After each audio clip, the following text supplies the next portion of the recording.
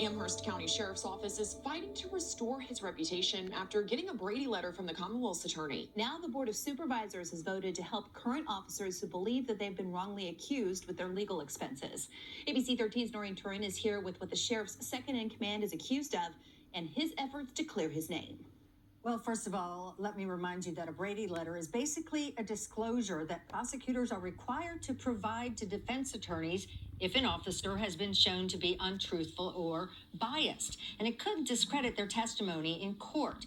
You remember my report in November regarding former Lieutenant Louis Goldman, who got a Brady letter after a brief interaction with the then sheriff's daughter and Commonwealth's attorney's wife at a vaccine clinic for COVID.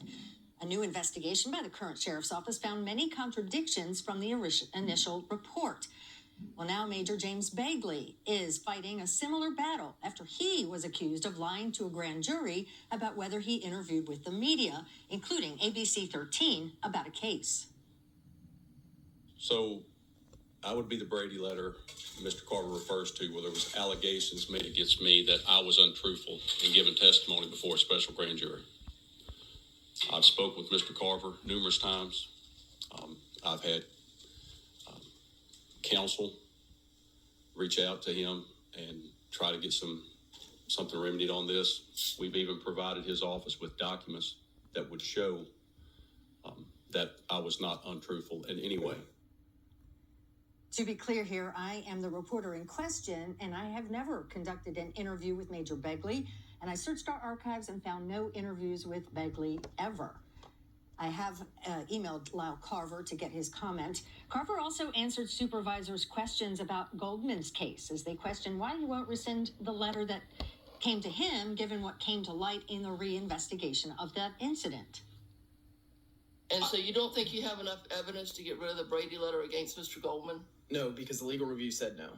But yes, I'm holding a random Brady letter in my hand. I can tear up this letter and never present it again. And if I'm right in tearing up whichever letter I'm holding, which is just randomly grabbed, but if I'm right in tearing this one up, fine. Nothing ever comes of it because I was right. If I'm wrong, I've concealed evidence, I've violated a defendant's constitutional rights, I'm probably going to lose my law license, and whatever case that I've done that on is going to be dismissed. Victims will not get justice, the defendant goes free. In the end, the board voted 3-1 to help current officers with their legal expenses when fighting Brady letters. The dollar amount is limited to up to $20,000 and only with the sheriff's recommendation. Back to you. Now, there's a whole lot of information to unpack here, and this is only a small portion of it. To watch the full 9-minute story and to learn all of the information you need to know, you can find this video on our YouTube page, WSET ABC 13.